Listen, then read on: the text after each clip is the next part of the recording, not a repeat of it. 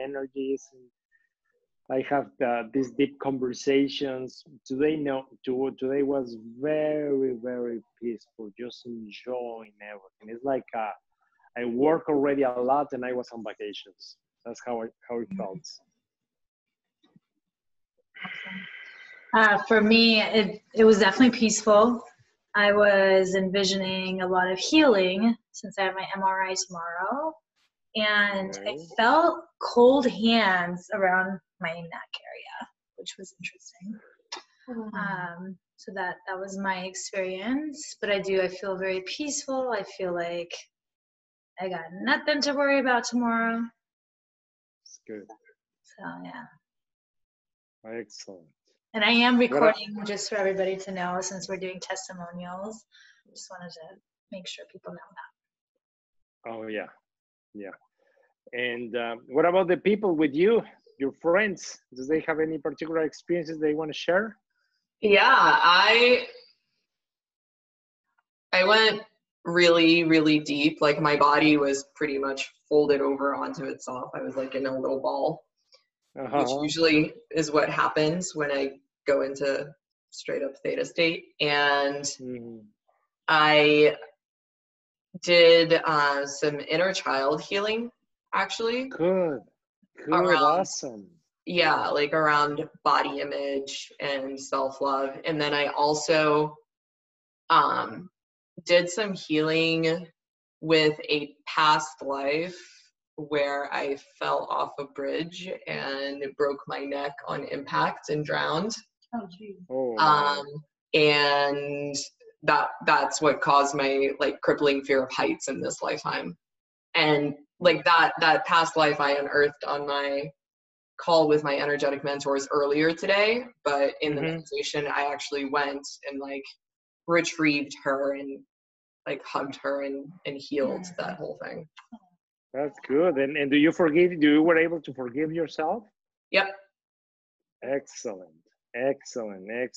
You can apologize to yourself and then you can forgive yourself, and that's very, very intense. Believe me, those two words are extremely powerful. I see in it when I'm in therapy with clients. When we're not able to take them to the place where they can actually ask for forgiveness or apologize, it takes longer to go through their healing processes. But when they do that healing practice is like if you advance 2-3 sessions in just one session. It's like boom,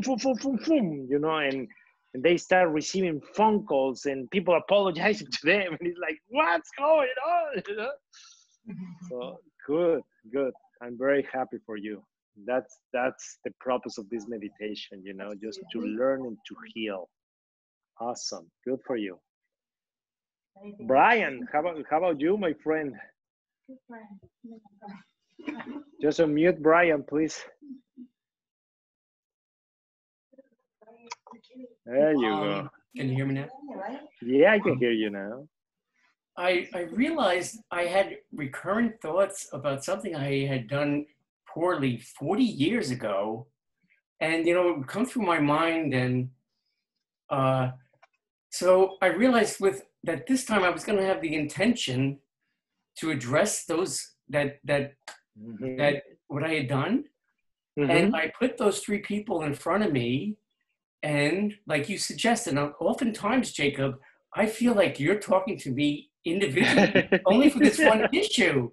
And then sometimes I will ask him, like years past, what did you say that for? And he says, I don't know what I said. I don't even, he wouldn't even remember. But it was so, and what I realized and what they said, I can't expect that person 40 years ago to act who I am today. Because I'm not going to act today as the person I'm going to act in 20 years. I'm going to be more knowledgeable. And I was able to forgive that person, that myself who I acted that way 40 years ago. And I feel bad about it. And those people are long gone and dead. And I'm still living with thinking I hurt their feelings or something. Or caused trouble among that group. And they're all gone and I'm living with it. And there's only way was to address them now, to bring them back and say, hey, I was a child. I didn't know what I was doing. I'm sorry, but it hurts me all these years later. So Yes. now that I used it, I said, wait, this is what Jacob wants us to do when we're doing the forgiving. Yeah. And to do, so I'm doing it today. So now I don't think maybe tomorrow I won't have those thoughts anymore. Well, I Hopefully, my friend. Hopefully. A different perspective. Yeah. Realizing that I'm not that child I was. And as a child, I was 25 years old. You know, right. But still, I would know how to do things today differently than I know how to do then. So right. And myself up for the person I was. Exactly. And remember one thing, friend. I mean, we cannot judge an old version of ourselves that acted based on the information that he had at the time, right? Now, if you would have more information, you probably would do or make a different decision. But it's not fair now from the future, once you have all the consequences and things that bring to your life, to try to punish that version of yourself that didn't have the information, right? It's not fair. And it's not because somebody had helped me get a job, and I worked at that job for 2 years, but then I went on and get another job, and my career took off. And had I stayed at that place, I felt like, well, he helped me get this job, and I should stay here the rest of my life. No, I had to go out and I had to grow. And it's like, you know, I had to have my own wings. There I would have always felt, you know, I can only do what because somebody gave me this. I didn't do it on my own.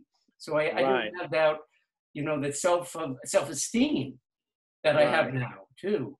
So it's what I put them all in front of me, the group, and I said, you know, maybe I should have left, you know, told you I was going to look for another job and not surprise them that I was leaving, you know. Right. So it's really healed now. I can feel it. Excellent, buddy. Well, very good. I'm very happy for you, my friend. It's powerful, and that's why we're doing this. Excellent. And Chris, do you want to participate? Do you want to share something? Or can you? Sure. Good. So I'm still sort of new to meditation. And the hair standing up on end and the energy, I've felt that for a long time, even before meditation. But now, getting into it, I feel it even more, and I'm really trying to understand what it is. I had a session with a healer not too long ago, and he communicated with me, saying that it was actually the presence of my grandmother. And I've noticed that moments when I've thought about her, or when I've simply said the words "I love you," that feeling gets stronger. When we were doing the meditation, I felt my mind just drift into a whole bunch of random thoughts that probably had nothing to do with what I was thinking of at the time. And but your prompts help to bring me back to focus on something. The hardest part. I can explain you. Let me stop you right there so I can give you an explanation of what was happening. You are new to our group, so you haven't gone through all our talks, but we talk a lot about the energetic body, the physical body. You know, your physical brain is right here on top of your head. Your energetic brain is in your gut, right? So meditation is for your gut. The meditation is for your energetic body to start taking over the physical part of you. It's like moving your hands, moving your head, the breathing, and all that stuff. But if this is the first time that you are doing it, what's going on is that your physical brain is trying to find an answer to the experience, because it's a new experience, it's a new reference to your brain. So what your brain is actually doing at that particular time is going from going through every single memory that you have in your brain, trying to find a similar reference that they can use to make sense of what you are having at that particular moment. That's why you're being bombarded with all these thoughts and emotions and things, and it's like two, one after the other, one after the other. That is normal. It's like your brain trying to make sense out of the experience.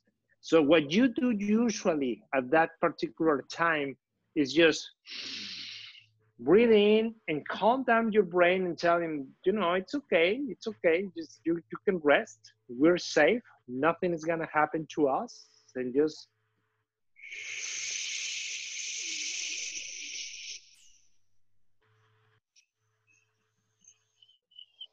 and the idea of you allowing your body to go down, if you hear one of the first persons to talk, Anna, she was sharing that when she reached the very, very deep levels of meditation, she usually is like completely falling down.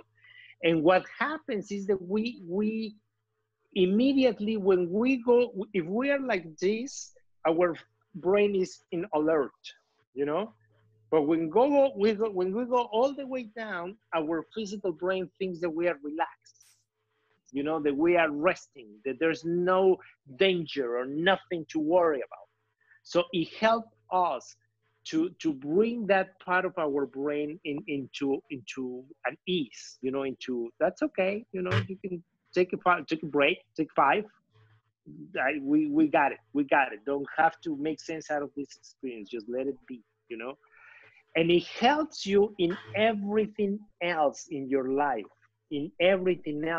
because that's why people that meditate tells you that they're more peaceful, they're stress less, and so on and so forth, because most of the things that create stress in your life is the unknown, you know, what's gonna happen, and what's gonna happen, you know, that's what creates stress in our life.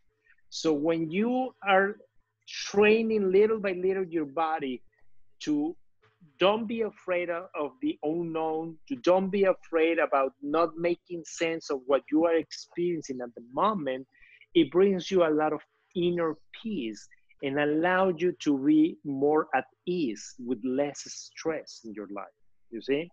And then if on top of everything, we throw a healing session with forgiveness and apologies and all that good stuff, woof, man, you know, it's just, you're just starting to transform your life.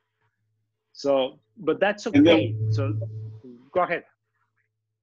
No, what about the feeling of, like, I felt like I was pressing somewhere, but I kept getting blocked by this ceiling. Yeah, I was burrowing through soft soil, and then all of a sudden I hit bedrock. Yeah, well, I cannot give you a specific answer for that, but what I can tell you is that when you start doing a new activity or bringing a new activity into your life, usually your body creates a symptom, a reaction, just to make sure that you are aware that what you are doing is not what you are used to. Like, for example, in my particular case, I haven't hit a gym in 3 or 4 months. I have no idea when, you know, it's like all my body is soft and saggy and it's like ridiculous, you know. And if I start doing exercise again, the first reaction that I'm gonna start having is tiredness and pain in my muscles, right? Because my brain is letting me know, hey, are you sure? You know, are we gonna really incorporate this stuff? Is bringing it to my attention, is letting me know that I am doing something that we are not used to do, right? So you need to expect that, to have a way of your body to communicate with you that you are creating something different. And then from there, if you keep doing it, like the exercise become addictive, right? Then it becomes a time where you cannot stop doing it, right? And so it's the same here. You know, it becomes a time where you're gonna feel extremely relaxed and you're gonna go through the same experiences that everybody else is going through. You know, so but it's just allow it to be. It's just don't put a label on. Don't make a judgment out of it, because all the judgments and all the labels are coming from your physical brain. Your physical brain is used to operate in a place of balance and in search for balance. Good, bad, I like it, I hate it. it's okay, it's not, you know, good, day, night, male, female, you know, it's always balance. It's always searching for balance. So when you put a label to something, it's already here, you know. But if it's just an experience, then it belongs to the place where everything is possible, you know. It's expansion, there's no limits, you know. It's love, gratitude, is like respect, and so on and so forth. Okay. Got it. Excellent. Thank you.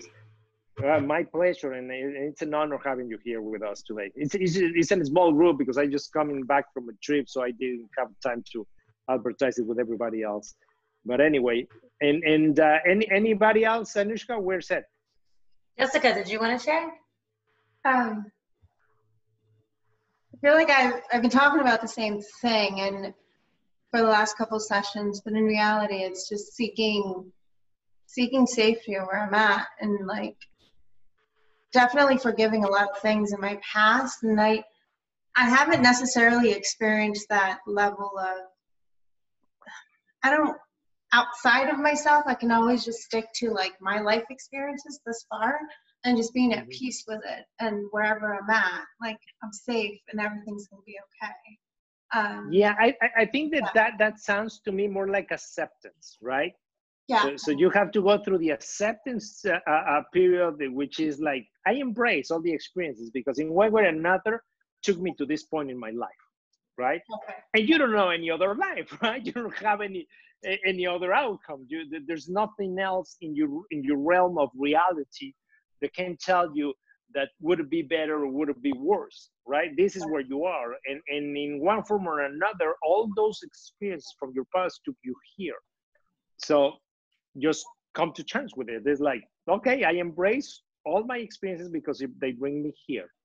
You know, the next step is then ask for forgiveness or apologize, you know, and then forgive the people that in one form or another you put a label that, oh, you hurt me or you did this to me, you know, and that may help you.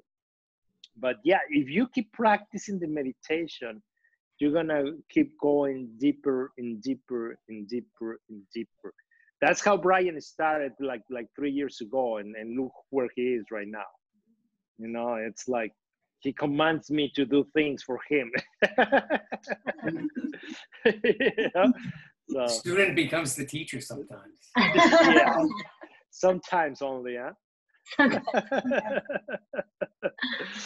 That's Awesome. right. Well, I know we're 11 minutes over, but thank you all for joining, both of these beautiful ladies. And Chris, thank you for joining us, and hope you join us in the future. Thank you. Take care, guys. Coming back. It's every Tuesday at 7. Yeah. And I got your email now, so I'm including you with the mail list. Chris. All right. Take care, guys. Bye. Have a good night. Good night, everybody. Good night, everybody.